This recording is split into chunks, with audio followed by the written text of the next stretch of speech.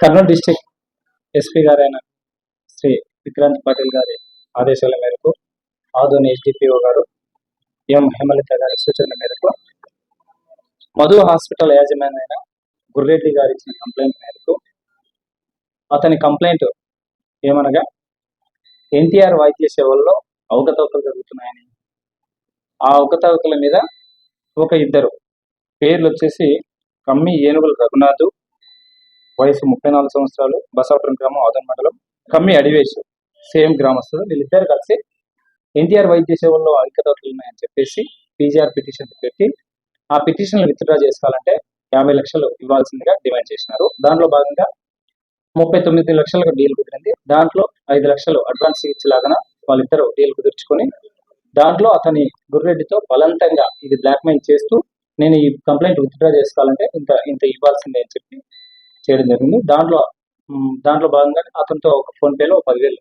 రూపాయలు కొట్టించుకోవడం కూడా జరిగింది. తర్వాత అతను ప్యారలల్ గా మా దగ్గరకు వచ్చి కంప్లైంట్ ఇచ్చినారు.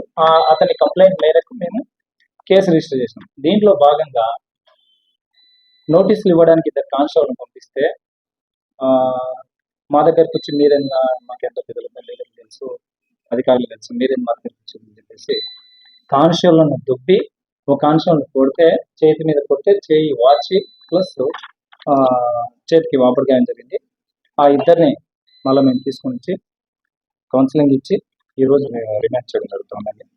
వీళ్ళపైన నేను ఎంక్వైరీ చేస్తే గతంలో కూడా చాలా మంది పైన పీజీఆర్ఎస్ పిటిషన్లు పెట్టడం, ఆర్టీ యాక్ట్లో ఇర్రిలవెంట్గా ఆర్టీ యాక్ట్లో పెట్టడము, వాళ్ళు కాంప్రమైజ్ కావడం కోసం డబ్బులు డిమాండ్ చేస్తున్నట్టుగా మనకు కొంచెం సమాచారం ఉంది.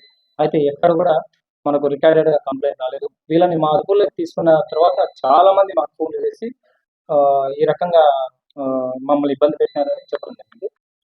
ఇంకొకటి వచ్చేసి ఈ మధ్య కాలంలో 2 days బ్యాక్ కూడా పంచాయతీరాజ్ శాఖ డిఏ గారిని కూడా సేమ్ ఆర్టీ యాక్ట్లో అంటే ఇర్రిలవెంట్ పర్సనల్ డేటా అడిగి ఆమెను కూడా వేధించినారని చెప్పేసి మా దగ్గర సమాచారం ఉన్నది.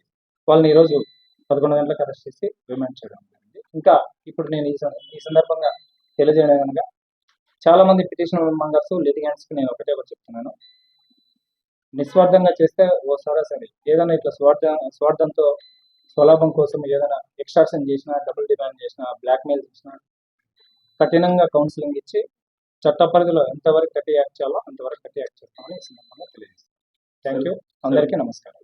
వీరందరూ ఫిర్యాదు చేస్తారు, ఎవరైతే మొబైల్ ద్వారా ఫిర్యాదు చేస్తారో వీరందరూ వాళ్ళు రాతపూర్వకంగా ఎవరికి ఫిర్యాదు లేదు. మాకున్న సమాచారం ఇండైరెక్ట్ గా సార్ వాళ్ళని వేధించినారంట అని ఇండైరెక్ట్ సమాచారం ఉంది, కానీ డైరెక్ట్ ఫిర్యాదులు ఎవరి ద్వారా అందలేదు. సరే, ఎంత చర్చ మధ్యవర్తి ద్వారా జరిగిందా లేకపోతే ఎట్లా మధ్యవర్తి? డైరెక్ట్ వాళ్ళు గుర్రెడ్డి అనేవాడు గుర్రెడ్డి అనే వ్యక్తి టు కంప్లైంట్ ఎవరు అక్యూజ్డ్ ఎవరైతే ఉన్నారో రఘునాథ్, అడివేశ అనే ఇద్దరు వ్యక్తుల మధ్య జరిగిన చర్చ. ప్లేస్ వచ్చేసి శ్రీనివాస్ భవన్ పక్కల ఏంటది కృష్ణ భవన్.